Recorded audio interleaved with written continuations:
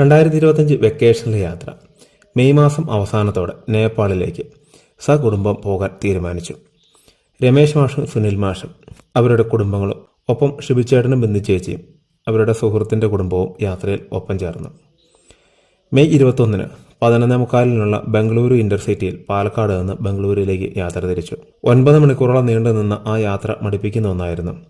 രാത്രി 9:30 ഭക്ഷണം കഴിഞ്ഞ് റെയിൽവേ സ്റ്റേഷനിലെ റിട്ടയറിംഗ് റൂമിൽ ചെക്ക് ഇൻ ചെയ്തു. രാവിലെ 3 മണിക്ക് രമേശ് മാഷും സുനിൽ മാഷും എയർപോർട്ടിലേക്ക് യാത്ര തിരിച്ചു. 6:30-ക്കുള്ള ഫ്ലൈറ്റിൽ അയോധ്യയ്ക്ക് അവർ യാത്ര പോകും. അവരിന്ന് അയോധ്യ സന്ദർശിച്ച് വൈകിട്ടോടുകൂടി ഗോരഖ്പൂരിലേക്ക് എത്തും. ഞങ്ങൾ ഷിബിച്ചേട്ടനോടൊപ്പം 11 മണിയുടെ ആകാശ എയറിൽ ഗോരഖ്പൂരിലേക്ക് യാത്ര തിരിച്ചു. അരമണിക്കൂർ മുമ്പ് എത്തിയെങ്കിലും മഴ കാരണം ഇറങ്ങാനായില്ല. അവസാനം വിമാനത്തിലെ എല്ലാവർക്കും കുട നൽകി ഇറക്കി. ട്രാവലർ കണ്ടുപിടിച്ച് ടൗണിലെത്തി ബുക്ക് ചെയ്തിരുന്ന മാംഗോ മാൻഷൻ ഹോം സ്റ്റേയിൽ ചെക്ക് ഇൻ ചെയ്തു. ഭക്ഷണം കഴിക്കാൻ കുറച്ചധികം സമയം തിരഞ്ഞ് സമയം കളഞ്ഞതിനാലും മഴയായതിനാലും കാഴ്ചകൾക്ക് നിൽക്കാതെ റൂമിൽ റെസ്റ്റ് ചെയ്തു. വൈകുന്നേരത്തോടെ ഗോരഖ്നാഥ് ക്ഷേത്രം കാണാനായി പോയി. നാഥ് പാരമ്പര്യത്തിലെ ഒരു ക്ഷേത്രമാണ് ഇത്. ഉത്തർപ്രദേശ് മുഖ്യമന്ത്രി യോഗി ആദിത്യനാഥ് ഇവിടുത്തെ മഹന്ത്, അതായത് മുഖ്യ പുരോഹിതൻ ആണ്. 11-ാം നൂറ്റാണ്ടിലെ ഗോരഖ്നാഥ് സന്യാസിയുടെ പേരിൽ നിന്നാണ് ക്ഷേത്രത്തിൻ്റെ പേര് വന്നത്. ക്ഷേത്രത്തിൻ്റെ പേരിൽ നിന്നാണ് നഗരത്തിൻ്റെ പേര് വന്നത്. 8:30-യോടെ തിരികെ ഹോട്ടലിലേക്ക് പോന്നു. രാത്രി 12 മണിയോടെ രമേശ് മാഷും സുനിൽ മാഷും എത്തി. മെയ് 23-ന് രാവിലെ 6:30-യോടെ ഞങ്ങളുടെ ട്രാവലർ എത്തി. കാഠ്മണ്ഡുവിലേക്കുള്ള യാത്ര തിരിച്ചു. ബീഹാറിലൂടെയാണ് യാത്ര. പോകും വഴി ജനുവരിയിൽ ഞങ്ങൾ സന്ദർശിച്ച ലൗറിയ നന്ദൻഗഡ് എന്ന സ്ഥലത്തെ അശോക ചക്രവർത്തി സ്ഥാപിച്ച പില്ലർ കാണുന്നതിന് വേണ്ടി കയറി. 12 മീറ്റർ ഉയരമുള്ള ഈ മോണമെന്റ് BC 241-നും 245-നും ഇടയിൽ അശോക ചക്രവർത്തി സ്ഥാപിച്ചതാണ്. ഏറ്റവും കുറച്ച് കേടുപാട് വന്നിട്ടുള്ള അശോക പില്ലറുകളിൽ ഒന്നാണ് ഇത്. മുകളിൽ ഒരു സിംഹ പ്രതിമയാണ് ഉള്ളത്. അതിൻ്റെ താടിഭാഗം മാത്രം തകർന്നിരിക്കുന്നു.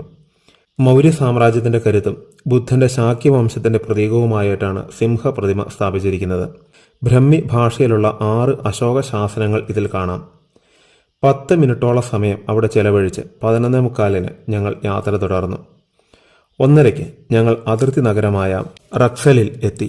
45 മിനിറ്റോളം അവിടെ സമയം ചെലവഴിച്ച് ചെക്കിങ്ങിന് ശേഷം അതിർത്തി കടന്നു. കഴിഞ്ഞ ജനുവരിയിൽ കക്രഹവ അതിർത്തി കടന്നതുപോലെ ഇല്ലായിരുന്നു ഇത്. കൂടുതൽ പരിശോധനകൾ ഉണ്ടായിരുന്നു. അതിർത്തി കടന്ന് നേപ്പാളിൻ്റെ കവാടമായി ഉണ്ടാക്കിയിരിക്കുന്ന ശങ്കരാചാര്യ പ്രവേശ് ദ്വാർ എന്ന നിർമ്മിതിയുടെ മുൻപിൽ നിന്ന് കുറച്ച് ഫോട്ടോകൾ എടുത്ത് ചെക്ക് പോസ്റ്റിലേക്ക് നീങ്ങി.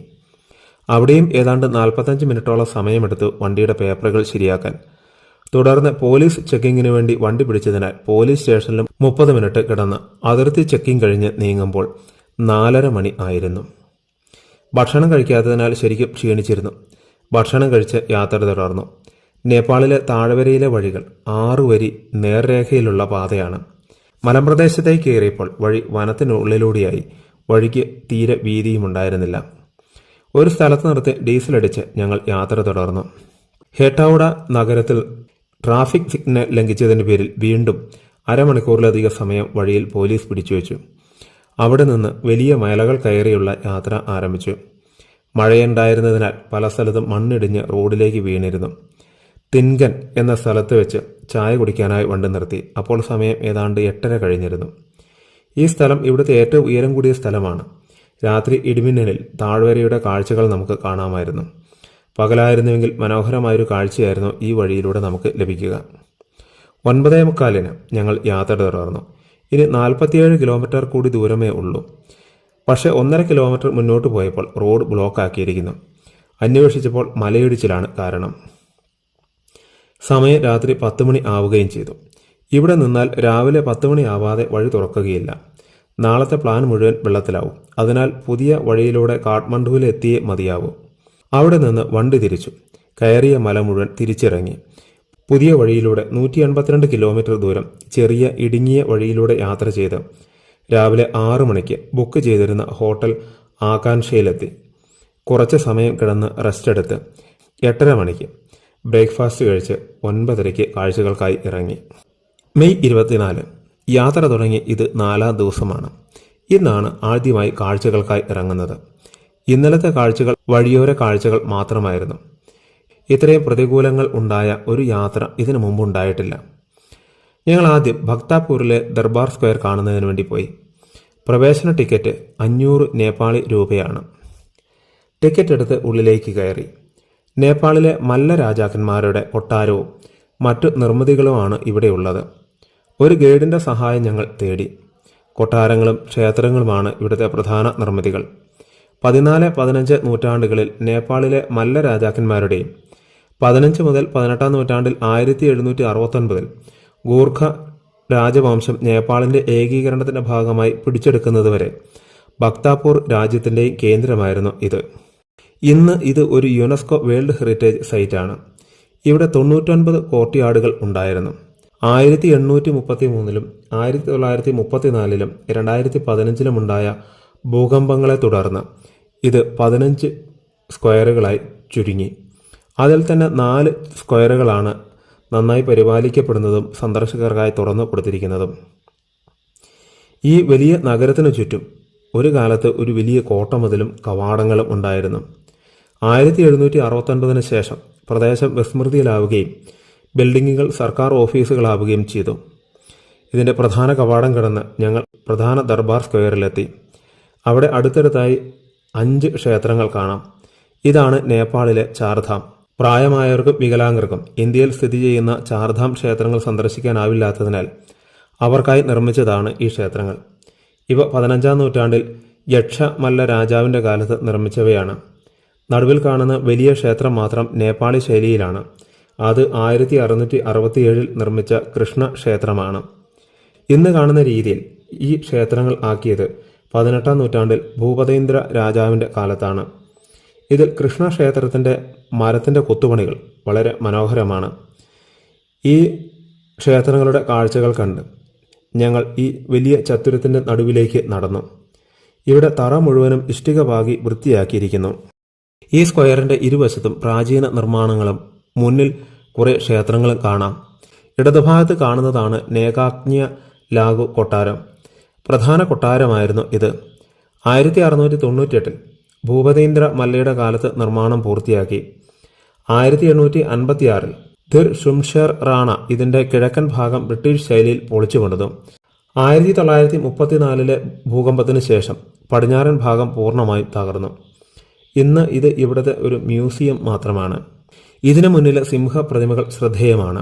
അതിന് പിന്നിൽ ഉഗ്രചണ്ഡി ഉഗ്രഭൈരവ പ്രതിമകളും വെച്ചിരിക്കുന്നു. ഇനി മുന്നിൽ വലതുഭാഗത്ത് കാണുന്ന നേപ്പാളി ശൈലിയിലുള്ള ക്ഷേത്രമാണ് യക്ഷേശ്വര മഹാദേവ ക്ഷേത്രം. ഭക്താപൂരിലെ പശുപതിനാഥ ക്ഷേത്രം എന്നും അറിയപ്പെടുന്നു. 1484 രാജ്ഞിയായിരുന്ന കർപ്പൂരദേവി മരിച്ചുപോയ തൻ്റെ ഭർത്താവ് യക്ഷമല്ല രാജാവിൻ്റെ സ്മരണയ്ക്കായി നിർമ്മിച്ചതാണ് ഈ ക്ഷേത്രം. അതിൻ്റെ തൊട്ടടുത്ത് നിൽക്കുന്ന ക്ഷേത്രമാണ് നൃത്യ വത്സല ക്ഷേത്രം. 1715 ഭൂപതേന്ദ്ര മല്ലയുടെ കാലത്താണ് കല്ലുകൊണ്ടുള്ള ഈ ക്ഷേത്രം നിർമ്മിച്ചത്. അക്കാലത്ത് പടർന്നു പിടിച്ച പ്ലേഗിൽ നിന്ന് രാജ്യത്തെ രക്ഷിക്കുന്നതിന് ബച്ചലദേവിക്കായി നിർമ്മിച്ചതെന്ന് പറയപ്പെടുന്ന ഒരു ക്ഷേത്രമാണ് ഇത്. ഈ ക്ഷേത്രത്തിന് മുന്നിലുള്ള മണിയുടെ പേരാണ് ദ ബാർക്കിംഗ് ഡോഗ് ബെൽ. ഈ മണിയടിച്ചാൽ സമീപത്തുള്ള നായ്ക്കൾ കുരയ്ക്കാൻ തുടങ്ങുമത്രേ. ക്ഷേത്രത്തിന് മുന്നിലെ ഒരു തൂണിന് മുകളിലായി ഭൂപതീന്ദ്ര മല്ല രാജാവിൻ്റെ പ്രതിമ കാണാം. അതിനു മുന്നിലായി ഭക്താപൂരിലെ ഗോൾഡൻ ഗേറ്റ് കാണാം. രാജകൊട്ടാരത്തിൻ്റെ അകത്തളങ്ങളിലേക്കുള്ള പ്രവേശന കവാടമാണ് ഇത്. 1751-നും 1754-നും ഇടയിൽ രഞ്ജിത് മല്ല രാജാവിൻ്റെ മക്കൾ ശുഭാകര, കരുണാകര, രതികര എന്നിവരുടെ മേൽനോട്ടത്തിൽ നിർമ്മിച്ചതാണ് ഇത്. ഈ കൊട്ടാരത്തിനുള്ളിലും നാലുകെട്ട് പോലുള്ള ക്ഷേത്രത്തിനുള്ളിലും ക്യാമറ ഉപയോഗം അനുവദനീയമല്ല. മനോഹരമെന്നൊന്നും പറയാനാവാത്ത വിധത്തിലുള്ള നിർമ്മാണങ്ങൾ. തലേജു ഭവാനി ക്ഷേത്രത്തിൻ്റെ പ്രവേശന കവാടത്തിൽ മരത്തിൻ്റെ കൊത്തുപണികൾ മാത്രമേ വിശിഷ്ടമായിട്ട് നമുക്ക് എടുത്തു പറയാനുള്ളത്. ഇതിൻ്റെ തൊട്ടടുത്താണ് നാഗ് പുഖു, അതായത് നാഗകുളം.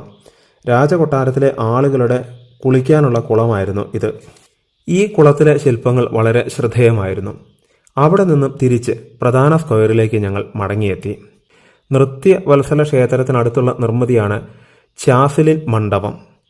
അഷ്ടഭുജാകൃതിയിലുള്ള ഈ മണ്ഡപം ലളിത്പൂരിലെ ശ്രീനിവാസ മല്ല രാജാവ് നിർമ്മിച്ചതാണ്. അദ്ദേഹവും ഭക്താപൂരിലെ ജഗത് പ്രകാശ മല്ല രാജാവിൻ്റെ സൗഹൃദത്തിൻ്റെ അടയാളമായിട്ടാണ് അത് നിർമ്മിച്ചത്. ഇതിൻ്റെ തൊട്ടടുത്തും ഗോൾഡൻ ഗേറ്റിൻ്റെ വലതുഭാഗത്തുമുള്ള കൊട്ടാരമാണ് 55 ജനാലകളുടെ കൊട്ടാരം. 1708 നിർമ്മിച്ചതാണ് ഈ വിഖ്യാത നിർമ്മിതി. ഈ കൊട്ടാരത്തിന്റെ കിഴക്ക് ഭാഗത്തുള്ള വലിയ സ്ക്വയറിലേക്ക് എത്തുമ്പോൾ ആദ്യം കാണുക സിദ്ധി വത്സല ക്ഷേത്രമാണ്. കല്ലുകൊണ്ടുള്ള ഒരു നിർമ്മിതിയാണ് ഇത്. ഇതിന്റെ കവാടത്തിലെ പ്രതിമകളുടെ അറേഞ്ച്മെന്റ് വളരെ ശ്രദ്ധേയമായിരുന്നു. 1695 ജിതാമിത്ര മല്ല രാജാവിന്റെ കാലത്ത് നിർമ്മിച്ചതാണ് ഈ ക്ഷേത്രം. ഇത് നൃത്യവത്സല ക്ഷേത്രത്തിന്റെ സമാനമായ നിർമ്മാണ ശൈലിയിലാണ് നിർമ്മിച്ചിരിക്കുന്നത്. ഈ ക്ഷേത്രത്തിന് പിന്നിലായിട്ടാണ് യന്ത്രവത്സല ക്ഷേത്രം. മറ്റ് വത്സല ക്ഷേത്രങ്ങൾക്ക് സമാനമായ നിർമ്മാണ ശൈലി ആയിരുന്നുവെങ്കിലും 1934 എർത്ത് കേക്കിൽ തകർന്നു. താൽക്കാലിക ക്ഷേത്രം മാത്രമായി അവശേഷിക്കുന്നു. ഈ ചത്തുരത്തിന്റെ തെക്ക് കിഴക്ക് ഭാഗത്തായി രാജകീയ വസതികളുടെ നിർമ്മാണങ്ങൾ കാണാം. തൂണുകളാൽ നിറഞ്ഞ അതിന്റെ വരാന്തയും നിർമ്മാണ ശൈലിയും മനോഹരമാണ്. ഈ സ്ക്വയറിന്റെ വടക്ക് ഭാഗത്തായിട്ടാണ് ഈ പ്രധാന ദർബാർ സ്ക്വയറിലെ ഏറ്റവും ഉയരം കൂടിയ നിർമ്മിതിയുള്ളത്.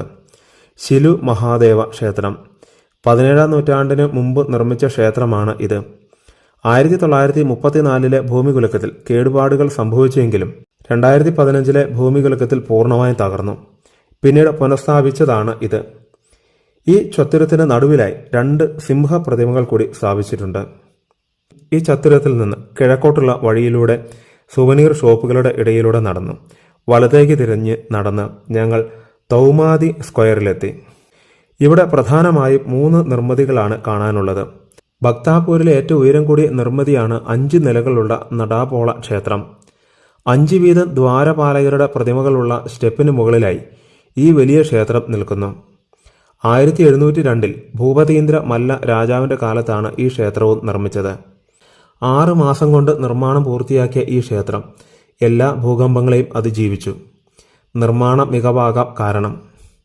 ഈ ചത്തുരത്തിന്റെ കിഴക്ക് ഭാഗത്തായി സ്ഥിതി ചെയ്യുന്ന ക്ഷേത്രമാണ് ഭൈരവനാഥ ക്ഷേത്രം. 17-ാം നൂറ്റാണ്ടിൽ ജഗത് ജ്യോതി മല്ലയുടെ കാലത്ത് 1-ാം നിലയും 1717 ഭൂപതീന്ദ്ര മല്ലയുടെ കാലത്ത് 2-ാം നിലയും 1934 ഭൂകമ്പത്തിന് ശേഷം 3-ാം നിലയിൽ നിർമ്മിച്ചു. 2015 7.8 തീവ്രതയുള്ള ഭൂമികുലുക്കം ഈ 2 ക്ഷേത്രങ്ങളെയും ബാധിച്ചില്ല.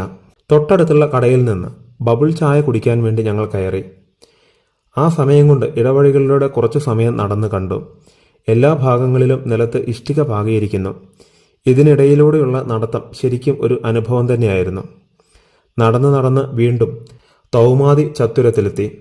ചെറിയ ഒരു ചത്തുരവും വലിയ ക്ഷേത്രങ്ങളും ആണ് ഇതിന്റെ പ്രത്യേകത. ഇവിടുത്തെ 3ാമത്തെ നിർമ്മാണം ഒരു റെസ്റ്റോറൻ്റായി മാറിയ ഒരു പഗോഡയാണ്.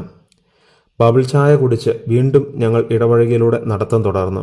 നേപ്പാളിലെ പ്രസിദ്ധമായ ഹീലിംഗ് ബൗൾ കടയിൽ കയറി ആ പ്രത്യേകതരം പാത്രം പരിചയപ്പെട്ടു. 9 കൂട്ടം ലോഹങ്ങൾ കൊണ്ടാണ് ആ പാത്രങ്ങൾ നിർമ്മിച്ചിരിക്കുന്നതത്രേ. അവിടെ ഉണ്ടായിരുന്ന സ്ത്രീ അതിൻ്റെ സവിശേഷതകൾ വിവരിച്ചു തരികയും അതിൻ്റെ ശബ്ദം, പ്രകമ്പനം എന്നിവ എങ്ങനെ അസുഖങ്ങളെ സുഖപ്പെടുത്തുന്നുമൊക്കെ വിവരിച്ചു തന്നുവെങ്കിലും ഒന്നും വാങ്ങാതെ അവരെ നിരാശരാക്കി ഞങ്ങൾ ഇറങ്ങി.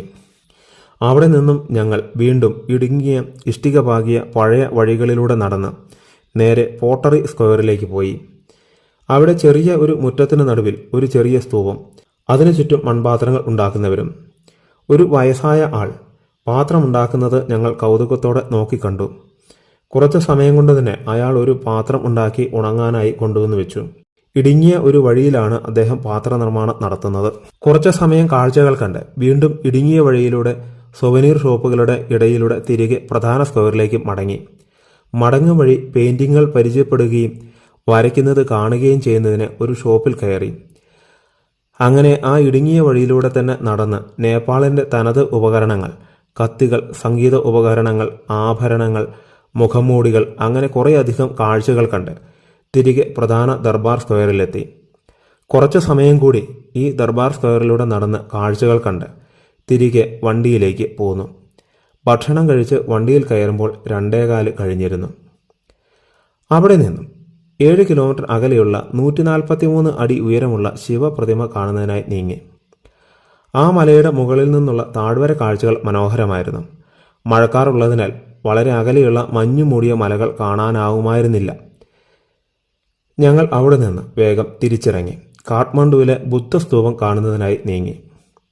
എന്നാൽ അതിനു മുന്നിലെത്തുന്നതിന് മുമ്പ് വഴിയിൽ മരം വീണ് ബ്ലോക്കായി.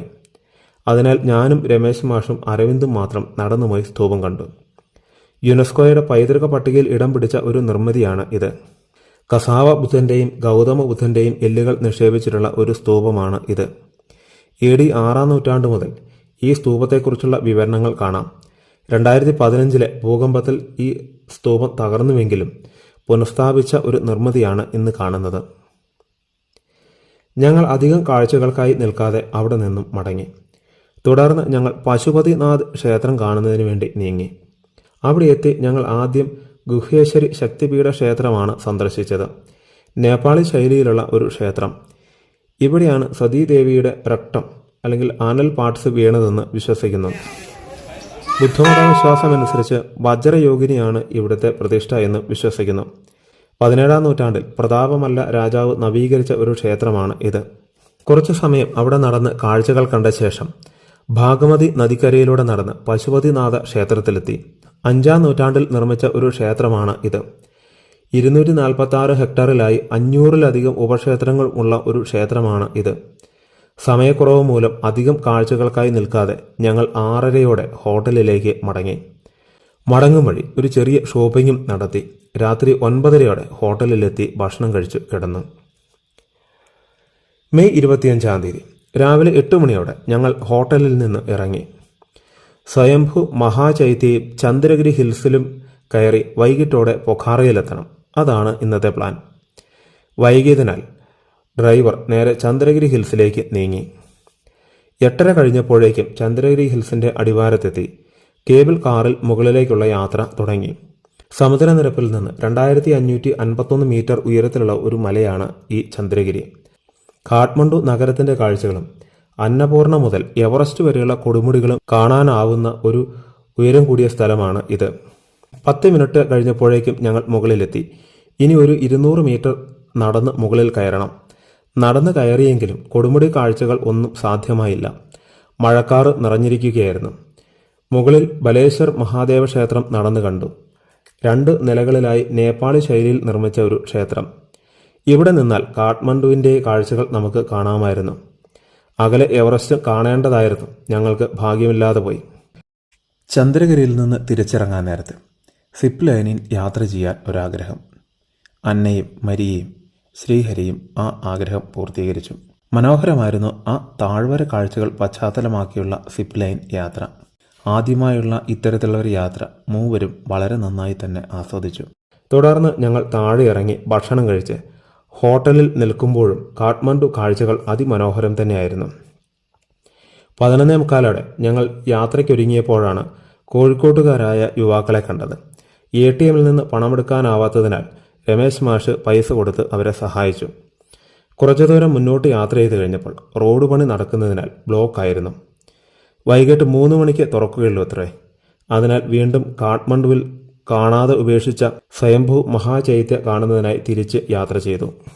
1 മണിയോടെ ഞങ്ങൾ മഹാചൈത്യയുടെ താഴെയെത്തി. ആദ്യം ഇടതുഭാഗത്തുള്ള മഹാമഞ്ജുശ്രീ സ്തൂപം കാണുന്നതിന് വേണ്ടി നടന്നു.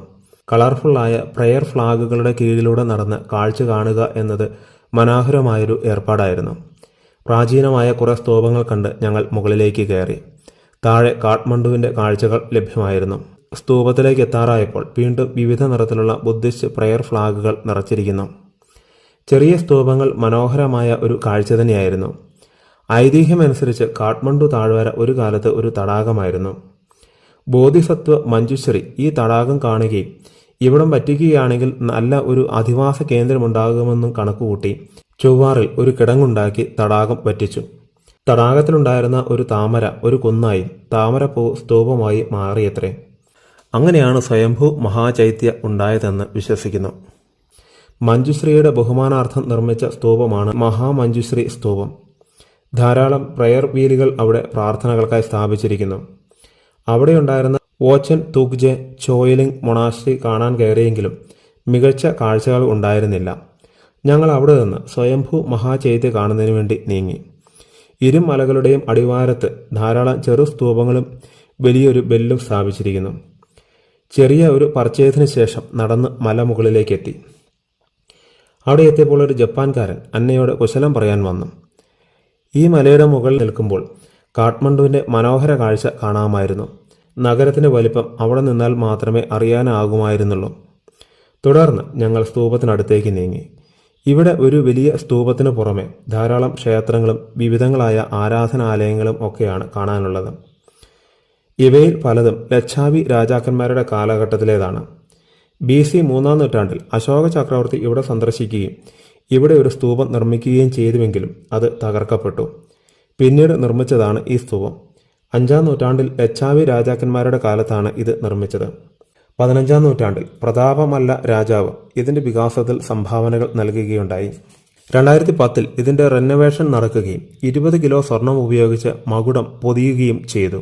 കാഠ്മണ്ഡുവിലെ എല്ലാ ആരാധനാലയങ്ങളിലേതുമെന്നതുപോലെ ബുദ്ധൻ്റെ കണ്ണുകൾ സ്തൂപത്തിന് മുകളിൽ വരച്ചു ചേർത്തിരിക്കുന്നു. ഈ ഡിസൈൻ ആരാധനാലയത്തിന് ശരിക്കും ജീവനുള്ളതുപോലെ തോന്നാൻ ഇടയാക്കുന്നു. സമയം അതിക്രമിച്ചതിനാൽ ഞങ്ങൾ തിരികെ ഇറങ്ങാൻ ആരംഭിച്ചു. 3 മണിയോടെ പൊഖാറയിലേക്കുള്ള യാത്ര ആരംഭിച്ചു. വഴി നീളെ ബ്ലോക്ക് തന്നെയായിരുന്നു. അതിനാൽ വളരെ സാവകാശമായിരുന്നു യാത്ര. അതുകൊണ്ട് തന്നെ പല സ്ഥലത്തും നിർത്തി താഴ്വര കാഴ്ചകൾ നന്നായി കാണാനായി. ഏതാണ്ട് 5 കിലോമീറ്റർ നീളത്തിലധികം റോഡ് ബ്ലോക്കായി കിടക്കുന്നത് നമുക്ക് കാണാമായിരുന്നു. മുഗ്ലിംഗ് എന്ന സ്ഥലം വരെ റോഡ് പണി നടക്കുന്നു. മുഗ്ലിങ്ങിന് ശേഷം 4 വരി പാതയാണ്. 2 വർഷത്തിനുള്ളിൽ മുഴുവൻ വഴിയും 4 വരി പാതയാകുമെന്ന് നമുക്ക് കരുതാം. രാത്രി 1 മണിയോടെ പൊഖാറയിൽ ഞങ്ങൾ ബുക്ക് ചെയ്തിരുന്ന ഹോളി ലോഡ്ജിൽ എത്തി. മെയ് 26-ാം തീയതി ഞങ്ങളുടെ യാത്രയുടെ 6-ാം ദിവസം. ഇന്ന് പൊഖാറയിലെ കാഴ്ചകൾ കണ്ട് വൈകുന്നേരം സാരംഗകോട്ടിൽ പോയി താമസിക്കും. രാവിലെ ഹോട്ടലിൽ നിന്നാൽ തന്നെ അന്നപൂർണ ഹിൽസ് കാണാമായിരുന്നു. തലയെടുപ്പോടെ നിൽക്കുന്ന ഒരു കൊടുമുടി. ഇതാണ് മച്ചാപുച്ചാര്. 6997 മീറ്റർ ഉയരമുള്ള കൊടുമുടിയാണ് ഇത്. ഈ പർവ്വത മേഖലയിലെ ഉയരത്തിൻ്റെ കാര്യത്തിൽ 15-ാം സ്ഥാനമുള്ള കൊടുമുടിയാണ്. എങ്കിലും ഇത്ര ഉയരത്തിൽ കാണുന്നത് ഇത് പൊഖാറ നഗരത്തിനോട് അടുത്താണ്. ഇതിൻ്റെ ഇടതുഭാഗത്ത് 7555 മീറ്റർ ഉയരമുള്ള അന്നപൂർണ 3 കൊടുമുടിയും വലതുഭാഗത്ത് 7937 മീറ്റർ ഉയരമുള്ള അന്നപൂർണ 2 പീക്കും കാണാം. ആകാശത്ത് ഹാങ് ഗ്ലൈഡറിൽ യാത്ര ചെയ്ത് കാഴ്ചകൾ ആസ്വദിക്കുന്നവരെ കാണാമായിരുന്നു. എഞ്ചിനില്ലാത്ത സിന്തറ്റിക് ക്ലോത്ത് കൊണ്ടുള്ള ചിറകുകളുള്ള ഒരുതരം വിമാനമാണ് ഇത്. ബ്രേക്ക്ഫാസ്റ്റിന് ശേഷം ഞങ്ങൾ ഫേവ തടാകത്തിലേക്ക് നടന്നു. പൊഖാറയിലെ ഏറ്റവും പ്രധാന ആകർഷണങ്ങളിൽ ഒന്നാണ് ഈ തടാകം. ഒരു പെഡൽ ബോട്ടിൽ കയറി തടാകത്തിന് നടുവിലുള്ള താൽ ഭരാഹി ക്ഷേത്രത്തിലേക്ക് യാത്ര ചെയ്തു. ഒറ്റയ്ക്ക് ബോട്ട് ചവിട്ടുന്ന പെൺകുട്ടിക്ക് സഹായമായി ചവിട്ടാൻ ഞങ്ങളും ഒപ്പം കൂടി. നേപ്പാളിലെ ഏറ്റവും വലിയ 2ാമത്തെ തടാകമാണ് ഇത്. 4.5 ചതുരശ്ര കിലോമീറ്റർ വിസ്തീർണമാണ് ഈ തടാകത്തിനുള്ളത്. ചുറ്റും മരങ്ങൾ അതിരിട്ട് നിൽക്കുന്ന ഒരു തടാകം. 20 മിനിറ്റ് കൊണ്ട് ഞങ്ങൾ ദ്വീപിലെത്തി. ഈ ദ്വീപിൽ നിന്നാൽ നേരത്തെ കണ്ട മലനിരകൾ ഭംഗിയായി കാണാൻ കഴിയേണ്ടതായിരുന്നു. എന്നാൽ അത്ര വ്യക്തമായിരുന്നില്ല ഇവിടെ നിന്നുള്ള ഇപ്പോഴത്തെ കാഴ്ചകൾ. ദ്വീപ് നിറയെ സന്ദർശകരുടെ തിരക്കായിരുന്നു. കുറച്ച് സമയം നടന്ന് കാഴ്ചകൾ കണ്ട് ഫോട്ടോകളെടുത്ത്. ഇന്ന് വൈകുന്നേരം പോകേണ്ട സാരംഗകോട്ട് മല ഇവിടെ നിന്നും കാണാമായിരുന്നു. പൊഖാറ നഗരത്തിന്റെ തെക്ക് പടിഞ്ഞാറെ അതിർത്തിയിലാണ് ഈ തടാകം സ്ഥിതി ചെയ്യുന്നത്. 15 മിനിറ്റ് കഴിഞ്ഞപ്പോൾ ഞങ്ങൾ തിരികെ യാത്ര ആരംഭിച്ചു. അതിമനോഹരമെന്നും പറയാനാവാത്ത ഒരു തടാകം. തടാകത്തിലെ കളർഫുള്ളായ തോണികളാണ് പ്രധാന ആകർഷണമായി എനിക്ക് തോന്നിയത്. തിരിച്ചെത്തി നഗരത്തിലൂടെ യാത്ര ചെയ്ത് മഹേന്ദ്ര കേവിലേക്ക് എത്തി. ഗാർഡന് നടുവിലുള്ള ഒരു പ്രകൃതിദത്ത ഗുഹയാണ് ഇത്. സ്റ്റെപ്പുകൾ ഇറങ്ങിച്ചെന്നാൽ 275 മീറ്റർ നീളമുള്ള ചുണ്ണാമ്പ് പാറകൾ കൊണ്ടുള്ള ഒരു ഗുഹ കാണാം. 1950കളിൽ ആട്ടിടയന്മാരാണ് ഈ ഗുഹ കണ്ടെത്തിയത്. അന്ന് ഇതിനിട്ട പേര് അന്ധേരോ ഭവൻ എന്നായിരുന്നു. ഈ ഗുഹയെക്കുറിച്ചുള്ള വാർത്ത ഒരു നെവാരി പത്രത്തിൽ വന്നത് വായിച്ച അന്നത്തെ രാജാവ് മഹേന്ദ്ര ബീർ ബിക്രം ഷാ ദേവ് ഉടനടി ഈ ഗുഹ സന്ദർശിച്ചു. തുടർന്ന് അദ്ദേഹത്തിന്റെ പേര് ഈ ഗുഹയ്ക്ക് നൽകി മഹേന്ദ്ര കേവായി മാറി. തുടക്കത്തിൽ 16 മീറ്റർ വ്യാസമുള്ള ഗുഹ ഉള്ളിലേക്ക് കടക്കുമ്പോൾ ഇടയ്ക്ക് 2.5 മീറ്റർ വ്യാസമായി കുറയുന്നു. കേവിന്റെ ഏറ്റവും അറ്റത്ത് ഒരു ശിവപ്രതിഷ്ഠ കാണാം. ഒരു കാലത്ത് വെള്ളം ഒഴുകിയിരുന്നതിനാലാണ് ഈ ഗുഹ രൂപപ്പെട്ടത്. ഞങ്ങൾ അവിടെ നിന്ന് പുറത്തിറങ്ങി. അവിടെ ഉണ്ടായിരുന്ന നേപ്പാളി പരമ്പരാഗത വസ്ത്രം പരീക്ഷിച്ചു നോക്കി. കളർഫുള്ളായ ആ ഡ്രസ്സിൽ എല്ലാവരും സന്തോഷവാന്മാരായിരുന്നു. സ്ത്രീകൾക്ക് 3 വ്യത്യസ്തതരം വേഷങ്ങളും പുരുഷന്മാർക്ക് 2 വ്യത്യസ്തതരം വേഷങ്ങളുമാണ് ഇവിടെയുള്ളത്. കുറച്ച് സമയം ആ വേഷമണിഞ്ഞ് ഞങ്ങൾ ഫോട്ടോയ്ക്ക് പോസ്റ്റ് ചെയ്തു. 12:30 പുറത്തിറങ്ങി. ഇവിടെ ബാറ്റ് കേവ് എന്ന മറ്റൊരു ഗുഹ കൂടിയുണ്ട്. എന്നാൽ നിപ്പ പേടിയുള്ള നമ്മൾ കേരളീയർക്ക് അത് വേണ്ടെന്ന് വെക്കാനേ തോന്നിയുള്ളൂ. തുടർന്ന് ഒരു ചെറിയ ഷോപ്പിംഗ് നടത്തി. ആ സമയം കൊണ്ട് ഞാൻ അവിടുത്തെ ചോളപ്പാടത്തുകൂടി നടന്നു. പ്രത്യേകിച്ച് വ്യത്യസ്തതയുള്ള ഒന്നുമായിരുന്നില്ല ആ നടത്തം. ചോളം കായ്ച്ചു തുടങ്ങിയിരിക്കുന്നു. ചോളകൃഷി മുമ്പ് അടുത്ത് കണ്ടിട്ടില്ലാത്തതിനാൽ 10 മിനിറ്റോളം ആ പാടത്തുകൂടി നടന്ന് ഫോട്ടോകളെടുത്തു. ഷോപ്പിംഗ് കഴിഞ്ഞ് ഭക്ഷണം കഴിക്കാൻ തീരുമാനിച്ചു. ഞങ്ങൾ കയറിയ റെസ്റ്റോറൻറ്റിൽ ബാൺ ഷാലോ കുരുവികളുടെ ധാരാളം കൂടുകൾ കാണാമായിരുന്നു. മലയാളത്തിൽ ഈ കിളികളെ വയൽക്കോതി കത്രിക കിളികളെന്ന് വിളിക്കുന്നു. ചിലർ കുഞ്ഞുങ്ങൾക്ക് തീറ്റയുമായി വരുന്നു, മറ്റു ചിലർ മുട്ടയ്ക്ക് അടയിരിക്കുന്നു, വേറെ ചിലർ കൂട് സ്വന്തമാക്കുന്നു. അങ്ങനെ ധാരാളം കൂടുകൾ. കുഞ്ഞുങ്ങൾ തീറ്റയുമായി വരുന്ന അമ്മക്കിളിയെയും അച്ചൻകിളിയെയും അക്ഷമരായി കാത്തിരിക്കുന്നു. മണ്ണ് കുഴച്ചാണ് കൂട് ഉണ്ടാക്കുന്നത്. അവയുടെ മാലിന്യം താഴെ വീഴാതിരിക്കാൻ അടിയിൽ കാർഡ്ബോർഡ് വെച്ചിരിക്കുന്നു. 1:30 ഞങ്ങൾ അവിടെ നിന്ന് ഗുപ്തേശ്വർ മഹാദേവ് കേവ് കാണാനായി പോയി. സുവനീർ ഷോപ്പുകളുടെ ഇടയിലൂടെ നടന്ന് ഈ ഗുഹയിലേക്ക് നീങ്ങി. മുമ്പ് സന്ദർശിച്ച ഏതൊരു സ്ഥലത്തെയേക്കാൾ ഷോപ്പുകൾ ഇവിടെയുണ്ടായിരുന്നു. സാധാരണ കാണുന്ന സാധനങ്ങൾക്ക് പുറമെ ഫോസിലുകൾ വരെ വിൽക്കാൻ ഇവിടെ വെച്ചിരിക്കുന്നു. ഗുഹയിലേക്ക് ഇറങ്ങാൻ സ്പൈറൽ ഷേപ്പിൽ സ്റ്റെപ്പുകൾ ഉണ്ടാക്കിയിരിക്കുന്നു. സ്റ്റെപ്പ് ഇറങ്ങി ഗുഹയിലേക്ക് കയറിയാൽ വീണ്ടും താഴേക്കുള്ള സ്റ്റെപ്പുകൾ തന്നെ. അവിടെ ഒരു ശിവക്ഷേത്രം നിർമ്മിച്ചിരിക്കുന്നു. അവിടെ നിന്നും താഴേക്കിറങ്ങിയാൽ പിന്നെ ഇടുങ്ങിയ ഒരു വഴിയിലൂടെയായി യാത്ര. ചെറിയ ഒരു കയറ്റം കയറി ചെന്നാൽ രണ്ടാമത്തെ അറയായി. അവിടെ വെള്ളം ചാടുന്ന വലിയ ശബ്ദം കേൾക്കാം. നടന്ന് താഴേക്കിറങ്ങിയാൽ പാറക്കെട്ടുകൾക്കിടയിലൂടെ ഒരു വെള്ളച്ചാട്ടം കാണാം. ഈ നദി ഒഴുകുന്ന വഴിയാണ് ഈ ഗുഹ. 2 കിലോമീറ്ററിലധികം നീളമുള്ള ഒരു ഗുഹയാണ് ഇത്. ഈ ഗുഹ 16-ാം നൂറ്റാണ്ട് മുതൽ പ്രശസ്തമാണ്. ഇറങ്ങാനുള്ള സ്റ്റെപ്പുകൾ 1991 നിർമ്മിച്ചത്. ഞങ്ങൾ കാഴ്ചകൾ അവസാനിപ്പിച്ച് തിരികെ റോഡിലെത്തി. തുടർന്ന് റോഡ് മുറിച്ചു കടന്ന് ദേവി ഫാൾസ് കാണാനായി പോയി. നേപ്പാളി ഭാഷയിൽ പാതാൾ ഛാങ്കോ എന്നാണ് ഇതിൻ്റെ പേര്. അതിൻ്റെ അർത്ഥം ഭൂമിക്കടിയിലെ വെള്ളച്ചാട്ടം എന്നാണ്. ഈ വെള്ളച്ചാട്ടത്തിന് ശേഷം താഴേക്ക് നദി ഒഴുകുന്നില്ല.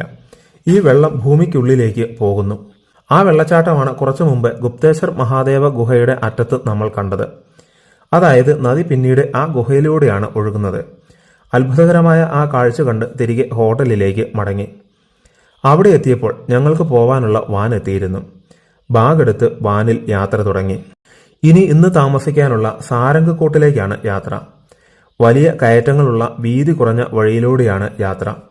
ഈ വഴിയിലൂടെ ഞങ്ങളുടെ ട്രാവലർ കയറുകയില്ല. അതിനാലാണ് ഇങ്ങനെയൊരു യാത്ര തിരഞ്ഞെടുത്തത്. പൊഖാറ നഗരത്തിന് അഭിമുഖമായ വലിയ ഒരു മലയാണ് സാരംഗക്കോട്ട്. 20 മിനിറ്റ് കൊണ്ട് ഞങ്ങൾ ബുക്ക് ചെയ്തിരുന്ന ലേക്ക് വ്യൂ ലോഡ്ജിൽ എത്തി. അതിമനോഹരമായൊരു ലൊക്കേഷനിൽ ആയിരുന്നു ഹോട്ടൽ നിന്നിരുന്നത്. റൂമിൽ നിന്നാൽ പൊഖാറ നഗര കാഴ്ചകൾ കാണാമായിരുന്നു. യാത്രയിൽ ഇത്രയും സന്തോഷം നൽകിയ മറ്റൊരു കാഴ്ച ഉണ്ടായിരുന്നില്ല. ലേക്കും നഗരത്തിലെ എയർപോർട്ട് ഉൾപ്പെടെയുള്ള കാഴ്ചകൾ ആസ്വാദികരമായിരുന്നു. മഴക്കാർ ഉണ്ടായിരുന്നതിനാൽ മഞ്ഞുമലകൾ കാണാനുണ്ടായിരുന്നില്ല. രാവിലെ കാണാനാകുമെന്ന പ്രതീക്ഷയിൽ ഞങ്ങൾ നഗര കാഴ്ചകൾ കണ്ടങ്ങനെ ഇരുന്നു. കുറച്ചു കഴിഞ്ഞ് ഇവിടുത്തെ വ്യൂ പോയിന്റിലേക്ക് നടന്നു കയറി. വൈകുന്നേരമായതിനാൽ വലിയ തിരക്കുണ്ടായിരുന്നില്ല. മുകളിലെത്തിയപ്പോൾ കൈലാസേശ്വർ ശിവമന്ദിർ ആണ് ആദ്യം കാണാനുള്ളത്. തനത് നേപ്പാളി ശൈലിയിലെ ഒരു ക്ഷേത്രം. അതിന് പിന്നിലായി സ്വർണ്ണ നിറത്തിലുള്ള 4 ഗണപതി പ്രതിമകൾ. അതിനു മുകളിൽ വ്യൂ ടവർ. താഴ്വരയാകെ കോട മൂടിക്കിടക്കുന്നു. മനോഹര കാഴ്ചകൾ ഒന്നും തന്നെ ലഭ്യമല്ല. കുറച്ച് ഫോട്ടോകളെടുത്ത് മടങ്ങാൻ ഇറങ്ങുമ്പോഴും ക്ഷേത്രത്തിൽ വിശ്വാസികളുടെ തിരക്ക് കാണാമായിരുന്നു. വൈകുന്നേരത്തെ എന്തോ പ്രത്യേക പ്രാർത്ഥനകൾ നടക്കുന്നു. മഴ ചാറാൻ തുടങ്ങിയതിനാൽ താഴേക്കുള്ള നടത്തം തുടങ്ങി. കോട വന്ന് കാഴ്ച മറച്ചു. കോടമഞ്ഞിലൂടെ നടക്കുന്നത് രസകരമായിരുന്നു. കനത്ത മഴയ്ക്ക് മുമ്പുള്ള ശക്തിയേറിയ കാറ്റ് പലപ്പോഴും ഞങ്ങളുടെ നടത്തത്തിൻ്റെ താളം തെറ്റിക്കുന്നുണ്ടായിരുന്നു. ഓടി ഹോട്ടലിൽ എത്തിയപ്പോഴേക്കും പൊഖാറ നഗരം മുഴുവൻ ലൈറ്റുകളാൽ നിറഞ്ഞിരിക്കുന്നു. ഇപ്പോൾ ഇത് മറ്റൊരു തരം ഭംഗിയുള്ള കാഴ്ചയായി മാറി. അത്താഴം കഴിച്ച് രാവിലെ മികച്ച കാഴ്ചകൾ കാണാനാവും എന്ന പ്രതീക്ഷയിൽ കിടന്നുറങ്ങി. മെയ് 27 രാവിലെ 4 മണിക്ക് തന്നെ ഞങ്ങൾ ഉണർന്നു. നഗരത്തിലെ ലൈറ്റുകൾ ഇപ്പോഴും സജീവമാണ്. പക്ഷേ മഴക്കാറ് മാറിയിട്ടില്ല. അത് നിരാശാജനകമായിരുന്ന ഒരു കാര്യമായിരുന്നു. നേരം വെളുക്കുവാനും മഴക്കാറ് മാറുവാനും കാത്തിരുന്നു. പക്ഷേ കാര്യമൊന്നും ഉണ്ടായില്ല. 5 മണിക്ക് മുമ്പ് തന്നെ നേരം വെളുത്തു. വ്യൂ പോയിന്റിലേക്ക് 5:15 നടന്നു കയറി. മുകളിലെത്തിയപ്പോൾ മഞ്ഞുമലകളുടെ ചെറിയൊരു ഭാഗം മാത്രം കാണാമായിരുന്നു. ബാക്കി മുഴുവൻ മേഘം കൊണ്ട് മൂടപ്പെട്ടിരുന്നു. അതിനാൽ ക്ഷേത്ര പരിസരത്തുകൂടി നടന്നു. പൊഖാറ നഗര കാഴ്ചകൾ ഹോട്ടലിൽ നിന്ന് കാണുന്നത് പോലെ തന്നെയായിരുന്നു. ബ്രേക്ക്ഫാസ്റ്റ് കഴിച്ച് രാവിലെ 6:40 ഞങ്ങൾ മലയിറങ്ങി. ഇന്ന് യാത്ര ചെയ്ത് ഉച്ചയോടെ ലുംബിനിയിലെത്തണം. 7:45 ഞങ്ങൾ ട്രാവലറിൽ ലുംബിനിയിലേക്ക് യാത്ര തിരിച്ചു. പച്ച പുതച്ച പ്രദേശങ്ങളിലൂടെയുള്ള യാത്രയായിരുന്നു അത്. ആദ്യത്തെ കുറേ സമയം കയറ്റങ്ങൾ തന്നെയായിരുന്നു. കയറ്റം കയറി കുറച്ചു ചെന്നപ്പോഴേക്കും രാവിലെ കാണാനാവാതിരുന്ന അന്നപൂർണ റേഞ്ച് കാണാൻ തുടങ്ങി. അതിനാൽ കുബിൻഡെ എന്ന സ്ഥലത്ത് നിർത്തി കാഴ്ചകൾക്കായി ഇറങ്ങി. ഇത് പൊഖാറ ലുംബിനി റൂട്ടിലെ ഏറ്റവും ഉയരമുള്ള സ്ഥലമാണ്. ഇവിടെ നിന്നാൽ ഇന്നലെ രാവിലെ കണ്ട മച്ചാപുച്ചാരെ മല കാണാമായിരുന്നു. ഇതുവരെ പർവ്വതാരോഹകർക്ക് കീഴടക്കാനാവാത്ത ഒരു കൊടുമുടിയാണ് ഇത്. മറ്റ് ഉയരമുള്ള മഞ്ഞുമലകളും ഇവിടെ നിന്നാൽ കാണാമായിരുന്നു. അന്നപൂർണ 4, അന്നപൂർണ 2 എന്നിവ മേഘം കൊണ്ട് മൂടിയിരുന്നു. അവയുടെ ചുവട്ടിലെ മലകളും മറ്റും കാണാമായിരുന്നു. മുമ്പ് മഞ്ഞുമലകൾ പലതും കണ്ടിട്ടുണ്ടെങ്കിലും കൊടുമുടികൾ കാണുന്നത് ഒരു പ്രത്യേക അനുഭവം തന്നെയാണ്. അതും ഈ ഗ്രാമത്തിൽ നിന്ന് കാണുമ്പോൾ കുറച്ചുകൂടി നന്നായി എന്ന് മാത്രം. അവിടെ നിന്നും അധികം സ്റ്റോപ്പുകളൊന്നും എടുക്കാതെ യാത്ര തുടർന്നു. പല സ്ഥലത്തും താഴ്വര കാഴ്ചകൾ മികച്ചത് തന്നെയായിരുന്നു. ഈ വഴി മുഴുവൻ 2 വരി പാതയാണ്. പല സ്ഥലത്തും റോഡ് പണി നടക്കുന്നു. ഭക്ഷണം കഴിച്ച് 3:30യോടെ ഞങ്ങൾ ലുംബിനിയിലെത്തി. ഇവിടുത്തെ കാഴ്ചകൾക്കായി ലോക്കൽ ടാക്സിയിൽ യാത്ര തുടങ്ങി. ഗൗതമ ബുദ്ധന്റെ ജന്മസ്ഥലം എന്ന നിലയിലാണ് ലുംബിനി പ്രശസ്തമാകുന്നത്. അതിനാൽ ഇവിടെ ധാരാളം രാജ്യങ്ങൾ, ഏതാണ്ട് 50-ലധികം രാജ്യങ്ങൾ അവരുടെ തനത് വാസ്തുവിദ്യാ ശൈലിയിൽ ക്ഷേത്രങ്ങൾ നിർമ്മിച്ചിരിക്കുന്നു. അവയും ബുദ്ധന്റെ ജന്മസ്ഥലമായ മായാദേവി ക്ഷേത്രവും കാണണം. ഈ വർഷം ജനുവരിയിൽ ഞാനും രമേശൻ മാഷും സുനിൽ മാഷും സന്ദർശിച്ചതുപോലെ തന്നെ ആദ്യം റോയൽ തായ് മൊണാസ്ട്രി സന്ദർശിച്ചു. വെളുത്ത മാർബിൾ കൊണ്ടുള്ള ഈ നിർമ്മിതി ആരെയും ആകർഷിക്കുന്ന ഒന്നാണ്. തായ് വാട്ട് ശൈലിയിൽ തന്നെയാണ് ഇത് നിർമ്മിച്ചിരിക്കുന്നത്. ഉള്ളിൽ അതിമനോഹരമായ ഒരു ചെറിയ സ്തൂപം സ്ഥാപിച്ചിരിക്കുന്നു.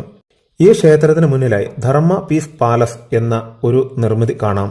ലോണിന് നടുവിലായി നിൽക്കുന്ന അതും മനോഹരമായ ഒന്നു തന്നെയാണ്.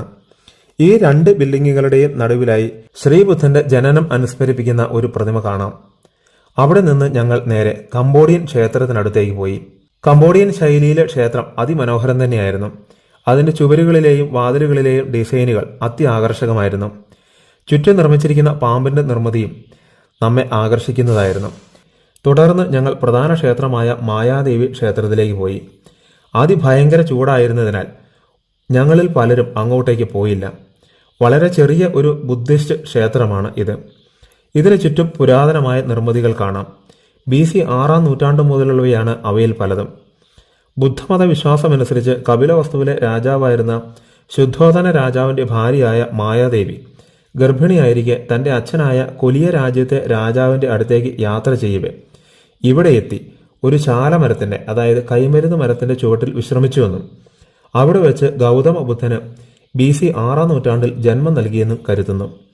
അതിനാൽ ബുദ്ധമതത്തിലെ ഒരു വലിയ തീർത്ഥാടന കേന്ദ്രമാണ് ഇവിടം. ഞങ്ങൾ കുറച്ചു സമയം നടന്ന് കാഴ്ചകൾ കണ്ടു. ക്ഷേത്രത്തിന് പിന്നിലും ധാരാളം പുരാതന നിർമ്മിതികൾ കാണാം. കുറച്ച് വിശ്വാസികൾ മരച്ചുവട്ടിൽ പ്രാർത്ഥനാനിരതരായിരിക്കുന്നു.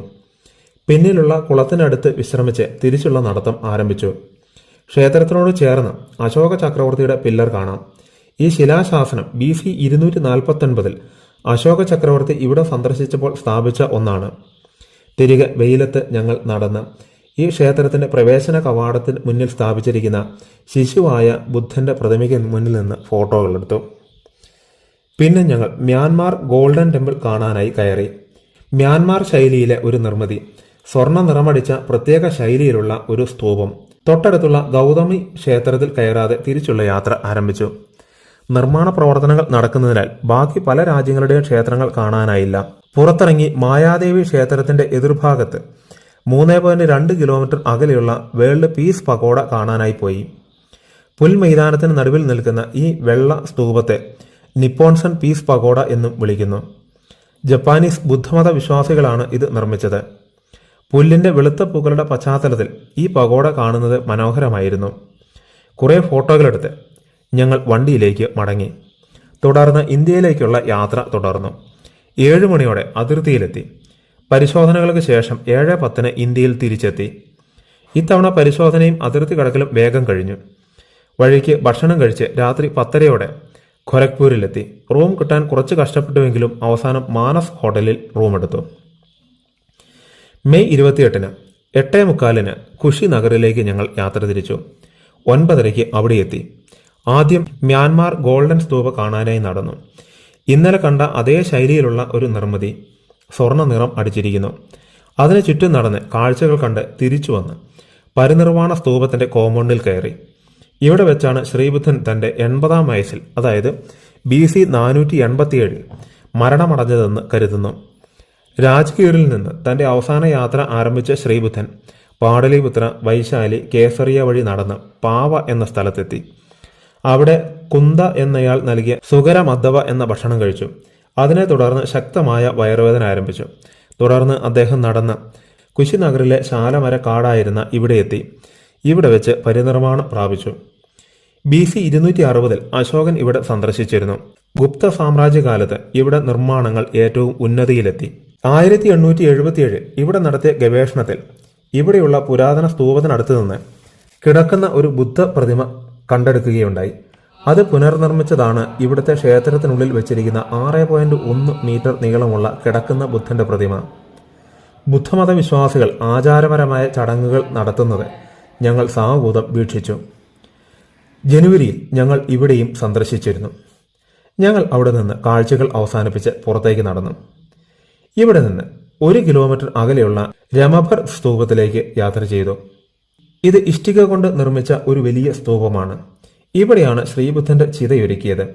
അതിനുശേഷം അദ്ദേഹത്തിന്റെ ചിതാഭസ്മം മഗധ, വൈശാലി, കപിലവസ്തു, അല്ലകപ്പ, രാമഗാവ, പാവ, കുശിനഗർ, വേദദീപ എന്നീ രാജ്യങ്ങൾക്കും അദ്ദേഹത്തിന് ചിതയൊരുക്കിയ പാത്രം ചിതാഭസ്മം വിഭജിച്ച ദ്രോണ എന്ന ബ്രാഹ്മണനും ബാക്കി അവശേഷിച്ച ചിതാഭസ്മം പിപാലിവനം എന്ന രാജ്യത്തിനും ലഭിച്ചു.